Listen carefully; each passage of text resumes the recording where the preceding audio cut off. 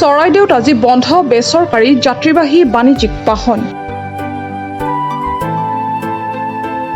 বৃহত্তৰ চৰাইদেউ জিলা বেচৰকাৰী বাছ আৰু মিনি বাছ মালিক সন্থা সন্মিলিত উজনি অসম বাছ মালিক সন্থা চৰাইদেউ জিলা সমিতিৰ আহ্বানত 12 ঘণ্টীয়া কৰ্মবিৰতি পালন। চৰাইদেউ জিলাত ইলেক্ট্ৰিক অটোৰ অটোপালি ৰোধৰ দাবীতে প্ৰতিবাদ। পুৱা 5 বজাৰ পৰা বন্ধ হৈ আছে বাছ ট্ৰেভেলাৰ মেজিক উইংগাৰ পৰিবহণ।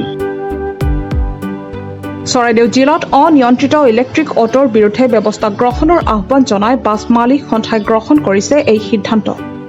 ইলেক্ট্ৰিক অটোসমূহে নগৰৰ বিভিন্ন ব্যস্ত স্থানত কোনো ধৰণৰ নিৰ্দিষ্ট নিয়ম নীতি মানি নচলায় যধে মধে যাত্ৰী উঠোৱা নমোৱা কৰাৰ ফলত দৈনিক তীব্ৰ যান-জঁটৰ সৃষ্টি হোৱাৰ লগতে নগৰৰ সামগ্ৰিক যান-বাহন ব্যৱস্থাৰ ওপৰত বিৰূপ প্ৰভাৱ পেলোৱাৰ পৰিপ্ৰেক্ষিতত যোৱা 16 জুনত স্মাৰকপত্ৰ প্ৰদান কৰি এই ক্ষেত্ৰত চৰাইদেউ জিলা প্ৰশাসনৰ হস্তক্ষেপ বিচাৰিছিল যদিও 15 দিনৰ পাছতো কোনো সিদ্ধান্ত চৰাইদেউ জিলা প্ৰশাসন তথা পৰিবহণ বিভাগে গ্ৰহণ নকৰাত আজি দুয়োটা বাছ মালিক সন্থাই গ্ৰহণ কৰিলে এই পদক্ষেপ।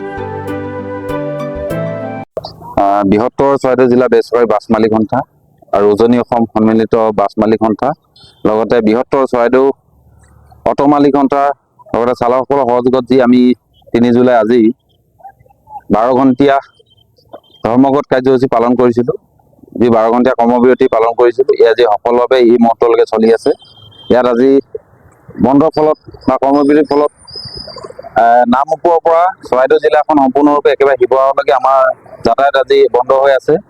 এই ক্ষেত্ৰত আমি যিটো মূল দাবী লৈ আজি কৰ্মবিৰতি পালন কৰিছোঁ, যিটো ইলেক্ট্ৰিক অটোসমূহ, এই অটোসমূহ নিয়ন্ত্ৰণৰ ক্ষেত্ৰত প্ৰশাসনে এটা সুনিৰ্দিষ্ট পৰিকল্পনা কৰক, এইটোৱে আমাৰ প্ৰধান দাবী আছিলে। এই দাবীসমূহ সোনকালে প্ৰশাসনে বা পৰিবহণ বিভাগে যদি আমাৰ এই দাবীসমূহ পূৰণ নকৰে, অন্যথা পৰৱৰ্তী সময়ত আমি ইয়াতকৈ দীঘলীয়া কাৰ্যসূচী ল'বলৈ বাধ্য হ'ম। এই সৌৰচালিত বা EV অটোসমূহৰ কাৰণে পুৰণা আমাৰ যিবোৰ পেট্ৰল ডিজেলত চলা বাহন আছে, বাছ আছে, ট্ৰেভেলাৰ উইংগাৰ আছে, মেজিক আছে, কি অসুবিধা হ'ল? আচলতে কথাটো এনেকুৱা হৈছে, আমাৰ গাড়ী এখন ডিজেল বা পেট্ৰলত চলিবলৈ এটা ন্যূনতম আমাৰ যিকোনো এটা লাইনত যাবলৈ ন্যূনতম এটা তেলৰ ডিজেল লাগে। ধৰি লওক আমাৰ ইয়াৰ পৰা হাতেখেতি যাবলৈ এখন গাড়ী 300 টকা ডিজেল লাগে আপ ডাউন কৰিবলৈ। কিন্তু এই ইলেক্ট্ৰিক অটোবিলাকৰ এই ক্ষেত্ৰত তেখেতলোকে অকল চাৰ্জ দিয়ে আৰু তেখেতলোকৰ কোনো ধৰণৰ প্ৰয়োজন নহয়। গতিকে তেখেতলোকে কি কৰে, আমাৰ গাড়ীখন এটা নিৰ্দিষ্ট সময়ত এটা লাইনত যায়, এটা সময় লৈ যায়, এই সময়ত নিৰ্দিষ্ট সময় ব্যৱধানত শৃংখলিতভাৱে আমাৰ গাড়ীখিনি যায়। তেখেতলোকে কথা নাই হঠাৎ আহি ওলাই দুটা মানুহ পালেও তেখেতলোকে লৈ গুচি যায়। আৰু ঠিক আছে, ৰিজাৰ্ভত যায়, ইয়াৰ পৰা যাওঁতে সোণাৰীৰ পৰা যাওঁতে আহোঁতে কেতিয়াবা ঘূৰি আহোঁতে তেখেতলোকেতো কোনো ধৰণৰ ৰিজাৰ্ভ নাথাকে। তেখেতলোকে আমাৰ গাড়ীৰ সন্মুখত আহি মানে আমাৰ মানুহ পেচেঞ্জাৰ যিখিনি থাকে আমাৰ কাৰণে ৰৈ থাকে, সেই পেচেঞ্জাৰখিনি তেখেতলোকে উঠাই লৈ গুচি আহে। তাৰ ফলত আমাৰ গাড়ীবিলাকৰ বৃহৎ লোকচান সন্মুখীন হৈছে।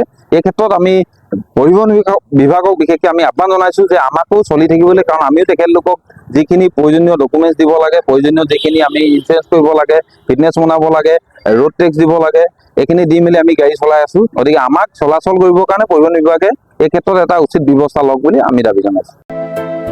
সোণাৰীৰ পৰা অভিজিত ভূঞাৰ ৰিপৰ্ট, প্ৰাতঃ টাইম ডিজিটেল। শদিয়াৰ পৰা ধুবুৰীলৈ, বৰাকৰ পৰা ব্ৰহ্মপুত্ৰলৈ সকলোৰে মাজত চিনাকি এটা নাম প্ৰাতঃ টাইম।